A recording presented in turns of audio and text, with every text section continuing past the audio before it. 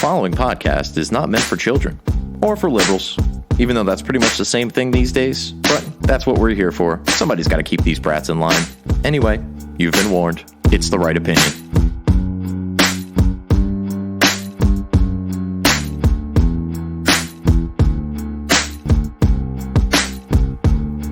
These days, our media's either incompetent or malevolent. They don't believe in heaven, but they acting like they heaven sent. Knowing the truth is way harder than telling it. We gotta work harder, gotta be more intelligent. Sometimes we just gotta grab a mic and start yelling shit. We're living in times when it's hard to stay relevant. Be the elephant in the room, in a room full of elephants. Be the elephant in the room, in a room full of elephants. Boom. Welcome back, everybody, to The Right Opinion. I guess that's a welcome back to me, too. As per our usual arrangement, I owe you more episodes than I'm doing. I'm not doing them. You guys are fulfilling your end of the bargain. If you're listening, I'm not, because you don't have more to listen to. But, man, at least when I tell you stuff, you can pretty much almost always take it to the bank. Did I call it, or did I call it? They went after the podcast. Not even fucking 2 weeks into 2022. And they not only did they go after the podcast, they went after the podcast, the Joe Rogan Experience. We're obviously going to talk about that, as well as a couple of other things that have occurred since I last talked to you folks. I can't confirm it because I did not go get tested, but I'm fairly certain I am an Omicron survivor. Yes, I know. I know you guys were all really worried. You were all anxiously, frankly, if anyone who's young and healthy and unafraid, like yours truly, was going to die from this thing, it would be the person who kept and continuously running his mouth about the fact that he wasn't going to die. So yeah, if you were nervous, can't say I blame you. Honestly, the way that my life works, usually I run my mouth until I hit a wall, and then I recover and I learn nothing from that experience, and I continue to replicate that exact scenario over and over again. So it is just what it is. But at least I guess I'm aware of it. Maybe I can. I don't know. I had a birthday. I'm like fucking 35 now. I'm probably not changing a whole lot at this point. I remember even maybe around my mid-20s, I turned to my dad and was like, "Dad, you're an old guy.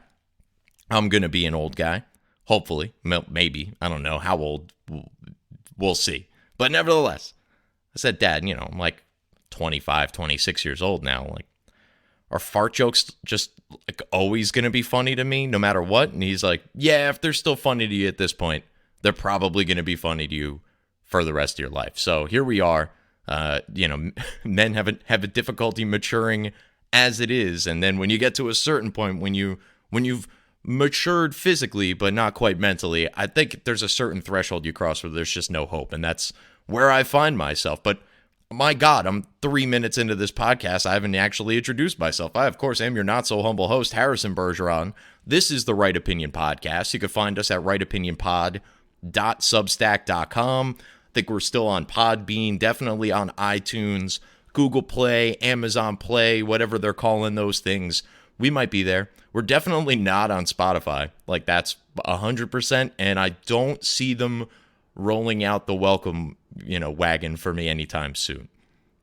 That said, you could find me on the Twitter machine at RightOpinionPod, and also on Instagram, even though I'm hardly active there. But really, this program and this brand, like the heavy lifting, is done on the Twitter machine. So not only follow, but hit those notifications so you get my tweets as soon as I tweet them out. I know many of you do, because, good Lord, the chances that you are just staring at your Twitter timeline and manage to respond to my tweets within 30 seconds every time, it's highly unlikely. So I can only assume you have notifications on. For that, I thank you.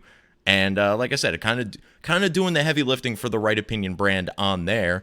As stuff comes out, I can instantaneously respond to it. And as liberals continue to smatter the interwebs with their stupidity, I'm there to point it out immediately, like right there. Boom.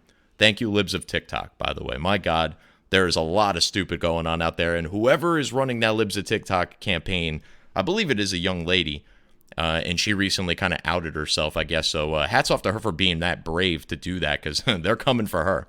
But, what could they do to her that's any worse than what she does to herself. She inflicts this immense amount of liberal nonsense on herself by trolling through TikTok, which is just a bastion of intellectual, dearth, really. There's just nothing there. If you're looking for any sort of intellectual content, definitely don't go on TikTok, which is probably a Chinese spy app.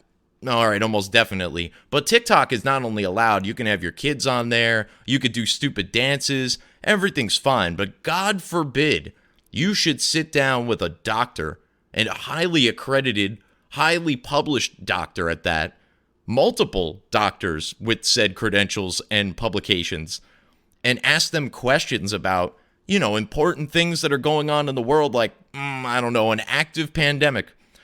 Then you're basically Hitler, as Joe Rogan found out recently when Neil Young, of all people, kicked this off. Keep on rocking in the free world, or you could keep on rocking in the world that maybe it's free if Neil Young approves, and in only those circumstances is that cool. Wouldn't have made quite a catchy song. I could see why he went with free world in the first place, but folks, we live in a time where our children are naturally unrebellious, which is great as a parent. Frankly, I say this to my kid all the time. I'm like, I'm almost upset at how well behaved you are, because I was a fucking terror when I was your age. I can only imagine that there is an immense amount of karma due to me based on all of the pain and anguish I inflicted upon my parents. I'd much prefer if my daughter, started on that road sooner rather than later. She's like 13. I'd rather her get into some trouble now than in 5 years when it, makes it onto your permanent record sort of deal, right? So, but parents have an easy go of it because kids are not nearly as rebellious as they used to be. And maybe that's because the artists that they listen to and enjoy the art thereof, they aren't rebellious. We now have rock stars keep on rocking in the free world, calling for censorship, and then gaslighting people by pretending that they're not calling for censorship.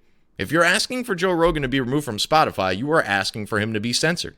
Now, between me, you, and Joe, and the folks from Spotify who definitely aren't listening, if Joe gets canned or fired by Spotify, there's probably a very good chance that he's going to still get paid the entirety of the $100 million that they owe him, and he's going to be able to take the Joe Rogan brand independent, make just as much, if not more money, because he won't have to really split it with many parties, certainly not giant platforms like Spotify, and he's going to be a real monster. You think Joe Rogan is, an alt-right conservative Trumpian blah, blah, blah, even though he's like uber liberal and endorsed Bernie Sanders for president last time around. If you think he's bad now, go ahead. Keep poking that bear.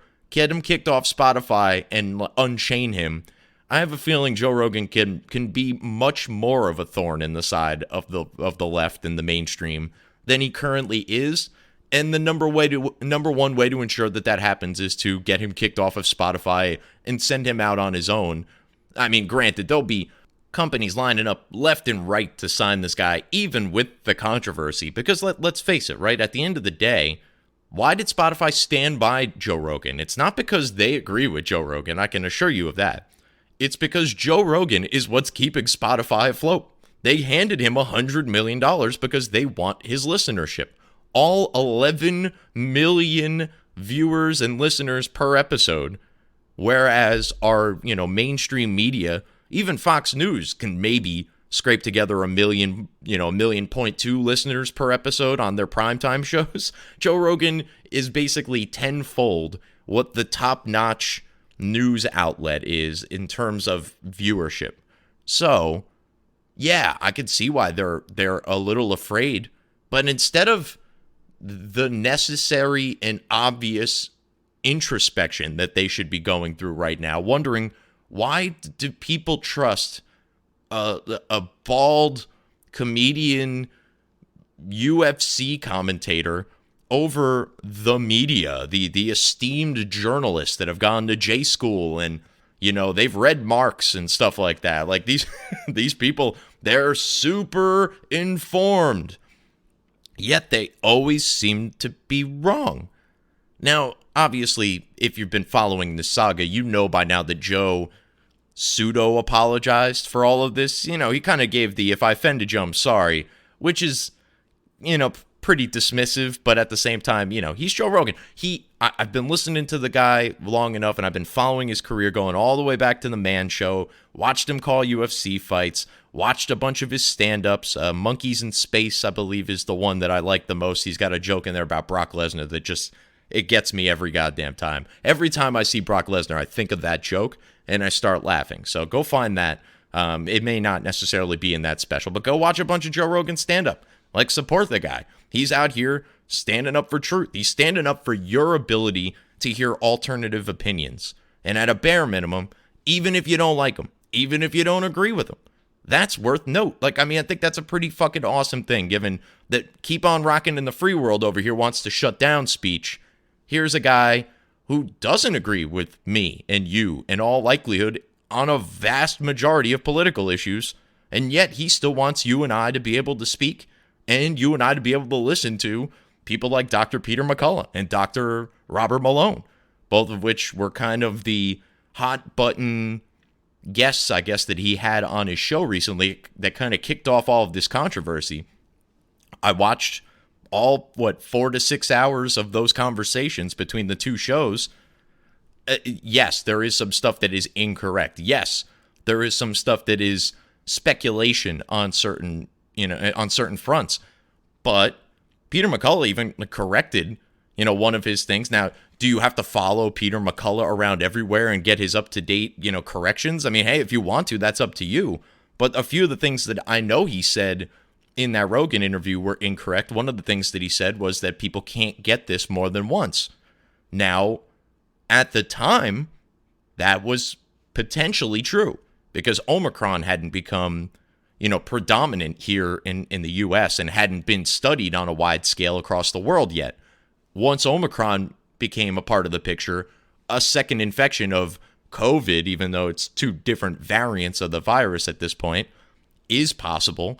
He was on shows since Rogan and corrected that point. You've got Dr. Robert Malone, who is one of the pioneers in mRNA vaccination.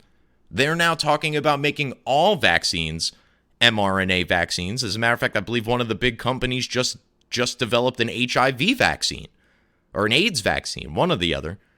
Okay, that's great. It's also mRNA. So Dr. Malone is one of the pioneers of that technology. Did he invent these specific vaccines? No, but he sure knows a hell of a lot more than, 99.99999% of the people in existence. 0.999999999% of people who have ever existed. This guy knows. He knows a fuck ton more than Don Lemon or Rachel Maddow could ever conceivably know about anything, probably. And yet, these guys are branded as misinformation. Whereas, if you are Rachel Maddow and you tell people that if you get vaccinated, the virus stops at you and does not spread to another person, something that she's not only said, but tweeted and is still up, and for some reason, no one seems to be concerned about that misinformation. And in Rogan's apology, he kind of talked about stuff like this. He said, 8 months ago, if you said cloth masks don't work, you would have been kicked off social media. He's correct. And, by the way, cloth masks don't work. This is recognized by CNN, by their lead doctors. This is recognized by Rochelle Walensky of the CDC, even though the CDC are still putting out information saying that all masks work, which is just nonsense. Obviously, some work better than others, which is obvious because they're different, right? Like a cloth mask and an N95 respirator mask are very different animals. Dr. Leanna Wen from CNN described cloth masks as nothing more than facial decorations. This was like a month and a half ago. I may have even mentioned it on my last show.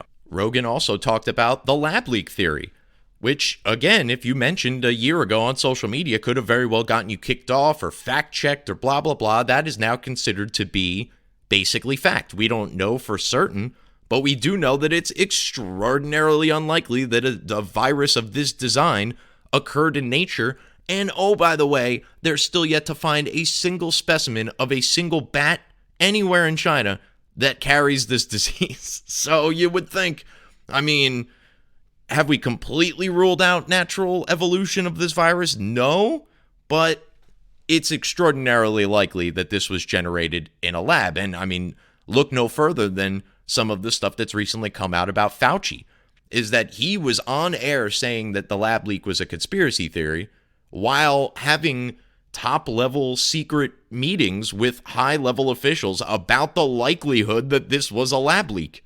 And the conclusion of that meeting was, yeah, this is probably a lab leak, and we may have funded it, so shh. And that's the end of that. Rogan also talked about the efficacy of the vaccines. If you said that if you get vaccinated, you could still get and spread this virus, that was considered misinformation. And alas, we all know that is absolute fact right now. So Rogan, apologized, sort of. Am I giving him probably a little more credit than he's due? Yeah, maybe. Again, I'm a big fan. I'm not going to pretend I'm not. I podcast largely because of people like Joe Rogan, right? So Joe Rogan, should he have just told everyone to fuck off? Probably. Is he doing, in my opinion, everything he needs to do contractually in order to maintain that if Spotify lets him go, that they have to pay him out? Yeah, that's probably what's going on right now. And I don't blame him one bit. $100 million, a lot of fucking money. I think he's only been over there about a year, so he's probably only got about $10 million. Maybe there was a signing bonus, whatever the case may be. He has come, nowhere near close to acquiring the full $100 million that he is due from Spotify, who signed him to this massive exclusive deal. And rightfully so, he's got the biggest podcast in the history of ever. So if you're looking to build your platform around podcasts, that was the one to throw a fuck ton of money at, especially given the fact that they're probably not throwing money at Ben Shapiro anytime soon. I believe they are. I believe all the Daily Wire shows are on Spotify, though, so give it time. They won't be, but go listen to them now before they go away.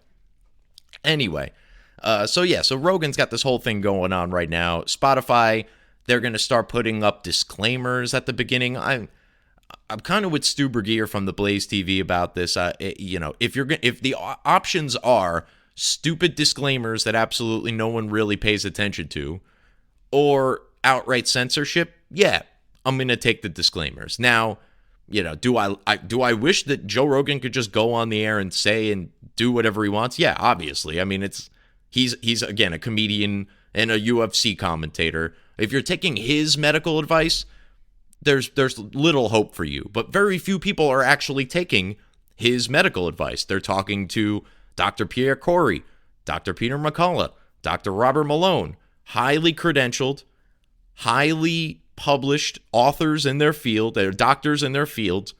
And this is the real problem about Joe Rogan and about these guys, is that the left loves the appeal to authority. They love it.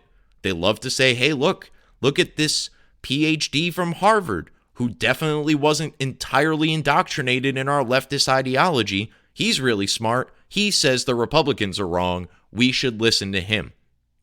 The problem with that becomes is when you constantly appeal to authority, A, there are other authorities that disagree, and apparently they only ever appear in any sort of long form on Joe Rogan, and he will continue to do that even if he is forced to or willing to have on opposing opinions, the next day. He's still going to have a 3-hour podcast with Peter McCullough, and you're still going to be able to hear what this guy has to say. And listening to him talk, I mean, do I understand a ton of what he's talking about when he gets into the crazy medical jargon? No. But you could just see how the guy's brain works and the amount of knowledge that he has in his dome. It's like insane. And frankly, if you're going to watch that episode, I might find it on a mechanism that you can slow it down because he talks very fast. He knows this stuff cold. And so when Joe's asking him questions, he's got the data like right on the tip of his tongue.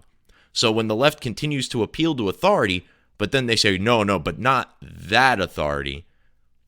Well, why? What's the difference between, Dr. Fauci and Dr. McCullough? I'll tell you the difference.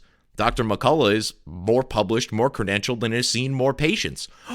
We can't have that. So we got to shut down anybody who might interview this guy, and that's ultimately where we found ourselves. Another problem with their constant appeal to the authority is that the authorities have been laughably wrong almost every step of the way on this whole virus.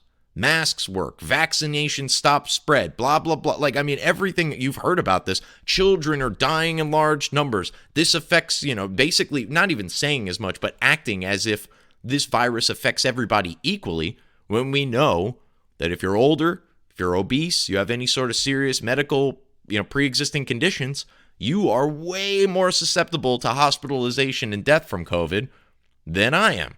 Young, healthy, and unafraid. Yes, that's me knocking on wood.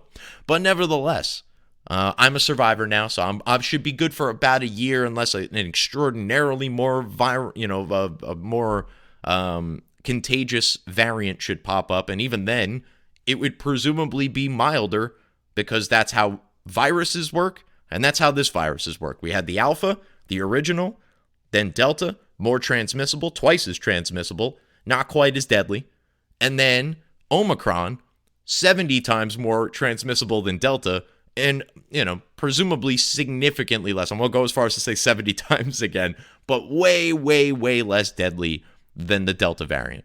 So here we are. If this continues, not only is this disease going to be, endemic, it's going to be basically nothing. It's going to just be part of flu season, and that'll be it.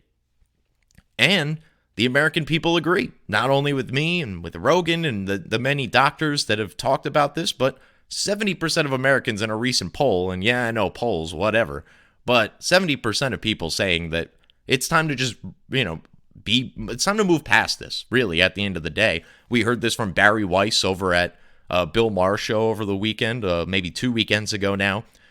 And you know what? Actually, I want to touch on that real quick before I move on to my next couple points. I do have one more thing about Rogan, too. But Barry Weiss is a leftist. She wrote for the New York Times. She left the New York Times because they're a bunch of anti-Semite, close-minded a-holes. She moved over to SUBSTACK. She's making a name for herself over there. And Bill Maher had her on, and she said, look, at the beginning of this, I was all in. I was wiping down the Pringles cans, and I was taking my clothes off as soon as I got inside because I thought the COVID could be on there. And these are almost exact quotes, by the way. She's like, I watched Tiger King. I got to the end of Spotify. I know I did all the things everybody was doing and was supposed to do, and everything they told us to do, the experts told us to do. She was doing all of it. And above and beyond, apparently. I don't think that the clothes thing was ever something that they were telling us. Nevertheless, she's over this. She got vaccinated. The vaccines have been widely available. They don't really work, but, you can get it, and it'll most likely stop you from dying or being hospitalized, according to the data. It's not going to stop you from getting it. It's not going to stop you from spreading it. And really, this whole thing at the beginning was about slowing the curve to not overwhelm the hospitals. They're now manufacturing stories about hospitals being overwhelmed. I even had a client today. God bless her. She's my favorite client. I'm not going to drop her name for obvious reasons. But she lives out in the middle of bumfuck. She's way out, not even in the Midwest. She's in the West Midwest. We're talking Idaho, Wyoming, Montana, out in that area. And she was talking to one of my bosses today, one of her financial advisors, and said that the local hospitals near her are filled with COVID patients. Well, I immediately looked it up to see if that was the case. Of people that are in the hospital right now, 25% of them have COVID, but are not necessarily there because of COVID. So you've got, they're at roughly about 80% capacity in their ICUs. Only about 20% or 25% of that are people that are there with COVID, and not all of them are there because of COVID. So the idea that this poor woman, and again, I love this woman dearly. She's one of my favorite customers, clients, whatever. She, she's a very smart woman, but she's stuck home because she's an older woman. She's worried about this virus, and rightfully so at her age. But she's stuck inside watching cable news all day. And now she's as terrified as anybody else. Because if you sit at home and you just watch this shit all day, you have been propagandized. You are being literally programmed to be a scared sheep. And like I said, in her case, she's got a little bit more reason to be afraid. She's up there in age. I don't know her health history. I can imagine she's probably not super thin at her given her age. based on conversations I've had with her, she doesn't sound like she's incredibly active. So it is what it is. She has some reason to be afraid, but she has no reason to be petrified and staying inside her house in perpetuity to be, to only to sit there and be told that it's like the whole world is on fire outside. You must stay in here and collect your money from your investment portfolio and pay your bills and then eventually die. Because that's basically where she's at right now. And that's very unfortunate because, again, she's a very sweet lady. But nevertheless, it can happen to any of us. Really, if I sat at home all day and watched CNN, I think eventually it would just break me, right? Because, I mean, obviously I know most of what they're saying is a lie, but if that's all I was exposed to ever, I have nothing to compare it to. So eventually I might start to believe some of this stuff. It could happen to any of us. I've seen it happen to very smart people I personally know. Friends, family members, coworkers. Like, I have a coworker who's she's still wearing the mask everywhere. And I think she's like, she's a very bright girl. She does have a baby at home. Maybe that has something to do with it. But man, it's like, what are we doing here? You know that thing isn't fucking protecting you. You're vaccinated.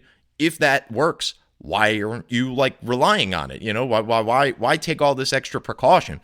I don't ever say anything to her because I don't care. But if the day should ever come that she demands I need to put one on, that's when I'm going to start caring. And that's the problem, right? At the end of the day, you've got two schools of thought. You've got live and let live.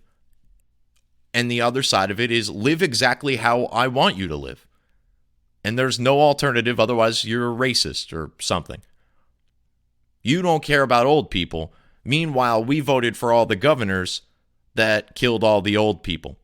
It's a very weird, almost overwhelming level of hypocrisy. You always see the idiots on the Twitter libs, as I like to call them.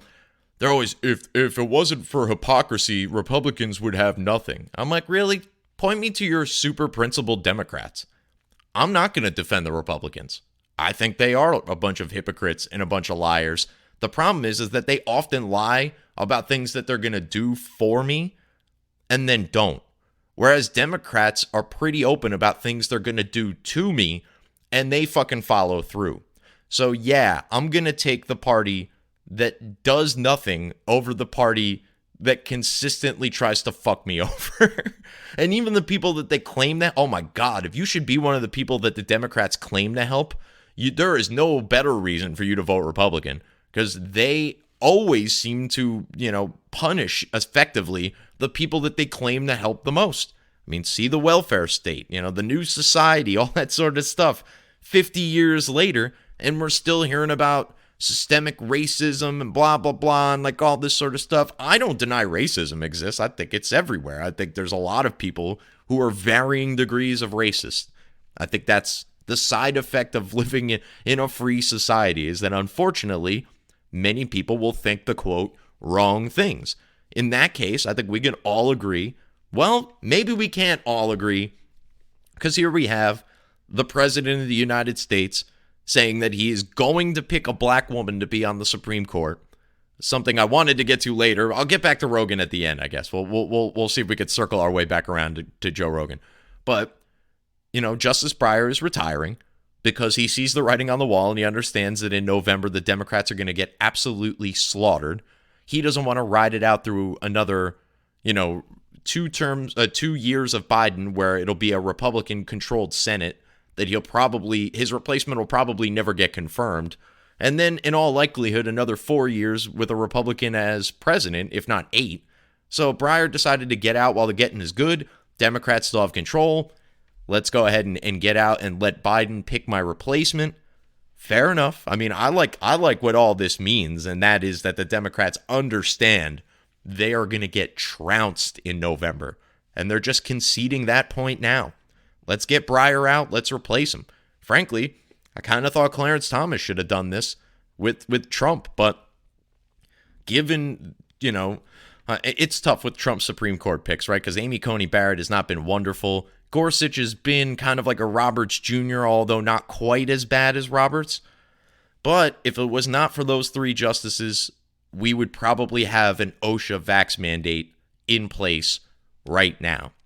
Now, even this court while they did get rid of the OSHA mandate, which is right because, there's no constitutional authority for OSHA or any executive branch agency to be doing the type of things that they were doing, it's discriminatory, not only medically speaking, but why companies of 100 or more? Why not the companies, why not all companies? Well, because they knew they would crush small business even more than they already did. That and a lot of businesses, when you get down to the small businesses, those are the ones that rebel. Those are the ones that say, fuck you, I'm opening my shop. I don't care if you have lockdowns in place. I need to cut hair. I need to make a living. So they neglected that.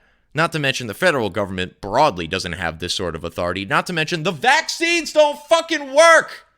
Oh, yeah, that too. That might have been a thing that probably played a little part in the whole, decision there. But they did still end up splitting the baby, saying that healthcare workers still need to get this, particularly, or more specifically, healthcare workers that work at hospitals that receive federal funding, which is basically all of them.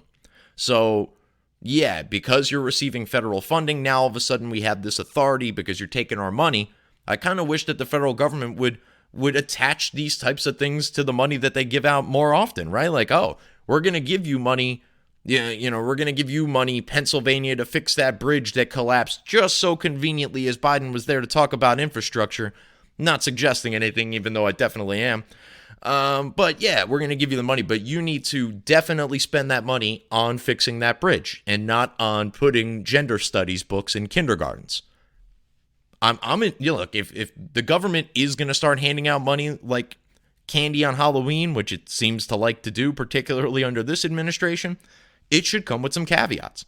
You should have to do certain things. And I'm sure that there is a language or whatever it is that might exist now. It's not strict enough.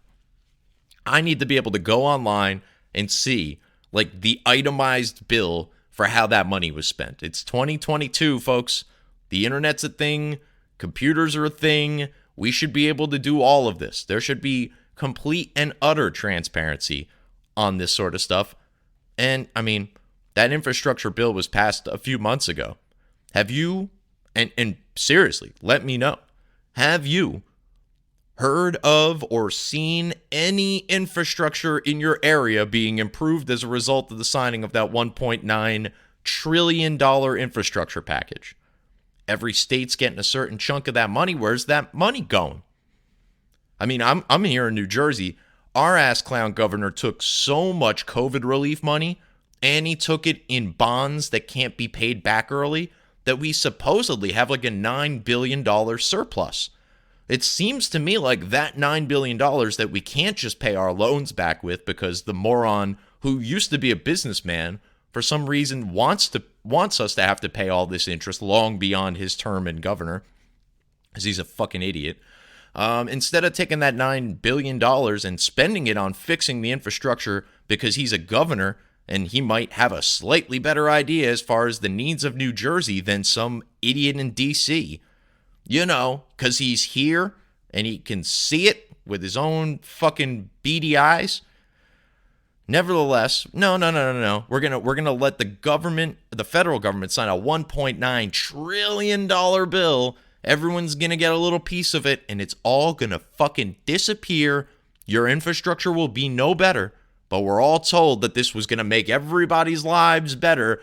I'm willing to bet it will not, in any substantial way, make any of your lives better. Prove me wrong. Seriously.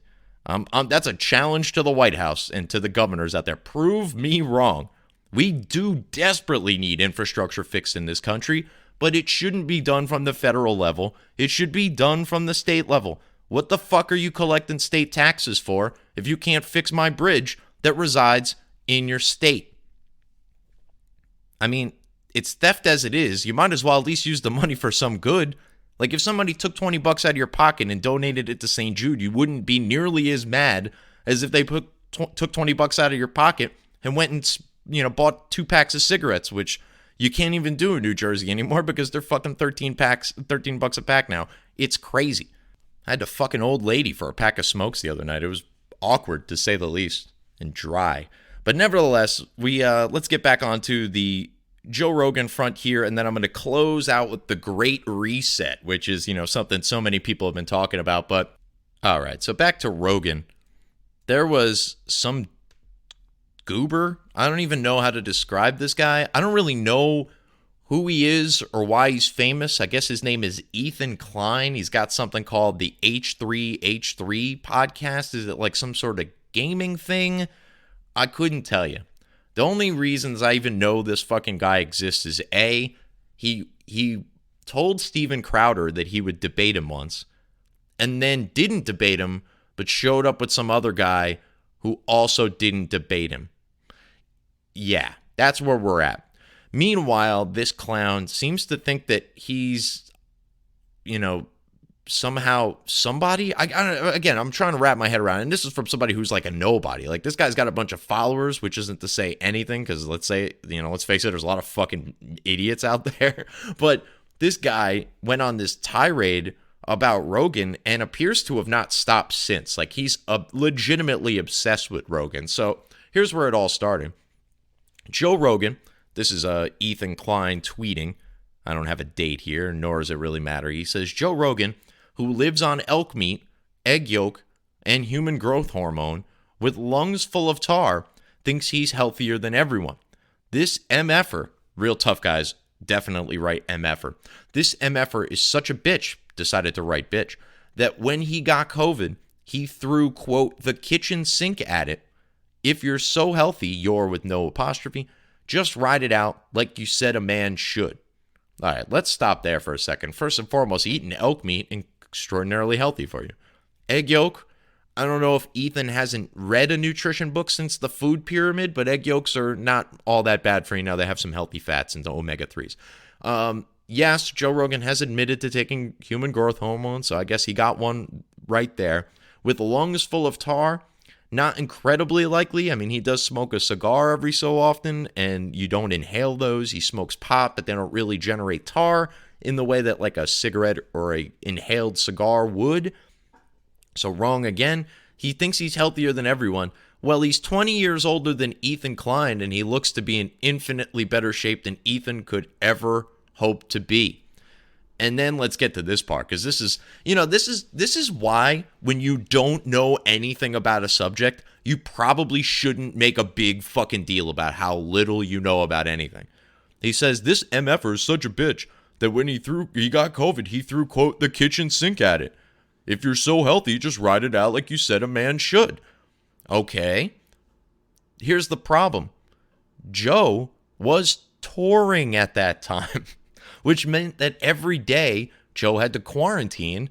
Joe was going to be missing dates. Not only missing out on money, but disappointing fans. He threw the kitchen sink at it, and he was over it in 48 hours, tested negative, and was able to continue his tour. Not to mention the Joe Rogan Experience, which is a daily podcast that he does, where people, Spotify most definitely, want him there to do the show, because he's the show. So he needs to be able to go do his job in order for his show to go on, his concert or his stand-up show to go off without a hitch. There's people whose jobs revolve around whether or not Joe can get to work on any given day. So he wanted to throw the kitchen sink at it. It worked, by the way, fuck nuts. And he tested negative in 2 days and was able to resume his life. So, again, when you don't know anything about the situation, all he had to do was watch a fucking Instagram video where Joe explained all this, and not the one on CNN where they altered it to make him look like he was green. The actual Instagram video. And again, guy was over it in 2 days.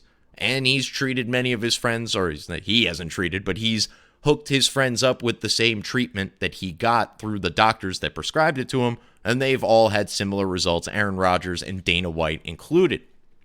Next up from Mr. Klein, and there's more to this thread, and I think I gave up after these two tweets. So here's the second one. Dude has caused so much vaccine hesitancy and misinformation, and he doesn't even have the balls to stand by the shit he preaches. Now he's on his show talking about how fat people should just die of COVID. Dude is such a fucking piece of shit. So he finally stepped it up and was able to spell out the word fuck. Good for Ethan. I'm fairly certain at no point did Joe seriously say on his show that fat people should just die of COVID. What he was saying is that if our health experts were actual fucking experts, they might tell people that this virus is extraordinarily dangerous to people who are obese and have pre-existing conditions, many of which stem from obesity. And that if instead of, running around with 5 face diapers on, you maybe just went for a jog outside, got some vitamin D and a little bit of cardio, you won't be as susceptible to this disease. He did not say fat people should die, but fat people are in fact dying, and many of them are dying because they're fat. Still crossing my fucking fingers that Lizzo catches this thing. But yeah, that's Ethan Klein, who has, since these tweets, decided to post a bunch of pictures of himself side by side with Joe Rogan. Joe Rogan and him have they have bellies, I guess you could say. Joe Rogan's has you could see abs in it. He's got fucking ab muscles that are basically so big he kind of looks like he's pregnant. He's also only 5'4", so, keep in mind everything's scrunched down. Ethan Klein just looks like he's pregnant. No definition, no nothing. He's got this creepy pedo mustache and this weird smile on his Twitter profile that I'm unfortunately looking at the moment, so I'm going to scroll down. But yeah, the comparisons between Ethan Klein and Joe Rogan are non-existent. They only exist really in between the ears of Ethan Klein, and I'm sure Joe Rogan doesn't even know who this guy is, and I'm sorry that I had to share his existence with you. Nevertheless, let me close this thing out here. The Great Reset. So what is it, right? It's a conspiracy theory. I mean, that is what it is. It's less of a theory and more of hey, open your fucking eyes and look around. The theory is basically that there are powerful people working behind the scenes in order to basically, the Great Reset is a cultural, social, religious, scientific, biological overhaul of humanity. But specifically, it's an economic redistribution coming out of a big chaotic situation like COVID. We've had a pandemic. Everybody's kind of looking for answers, or at least the saps that look to the government for answers. And the governments, the IMF, actually, I believe, just had a whole forum and a whole economic rollout strategy for how we're going to come out of COVID. And they called it the Great Reset because they're just trying to fucking troll people like us who aren't dumb enough to fucking believe that these things are conspiracy theories, especially when they literally put the exact fucking name on their economic plan, and then they roll it out oh, we're going to help everybody out after COVID. It's no. You guys fucked everyone up during COVID. No one wants your help now, or at least the sane amongst us, so all 4 of us. But nevertheless, we know the Great Reset is a real thing because Twitter fact-checked it, and they are yet to quite figure out that, once more, the sane amongst us see these Twitter fact checks as really more confirmations than they are, debunkings. So when Twitter tells you, no, this is definitely not happening, you could take it to the bank, that's fucking happening. We're already starting to see the slow roll back on ivermectin, right? Reuters I'm going to put this in the show notes, by the way. Reuters printed an article about how a Japanese company is using ivermectin, and what do you know? It has some sort of antiviral effect against COVID. Now, those of us who didn't start yelling, heart pain, immediately knew that in 2015, scientists won the Nobel Prize in the field of medicine for using ivermectin for its antiviral capabilities against pathogenic coronaviruses, particularly ones that reside in the lungs. It's like it was fucking made to save people from COVID, and they just kept telling you, heart pain, Joe Rogan's going heart pain.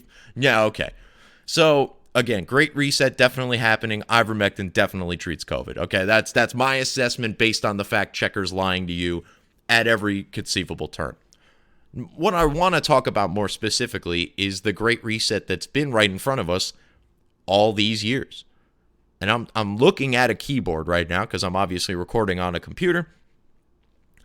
And I'm seeing Control, I'm seeing Alt, and I'm seeing Delete. Particularly any of you who have ever operated a computer that runs on Windows, you know exactly what those 3 keys are. That's going to reset your computer or open the task manager in most cases. But the Alt, Control, Delete Control Alt Delete. We got to go in proper order here. Control Alt Delete.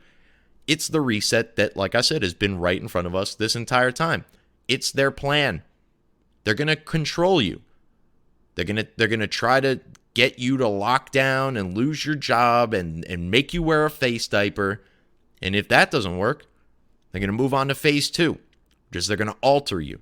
They're going to pump shit into your body. They're going to make you get shit pumped into your body. You don't want to be controlled? We will change you so that you want to be controlled. See, anyone who watches any of the fucking mainstream media, including Fox pretty much these days.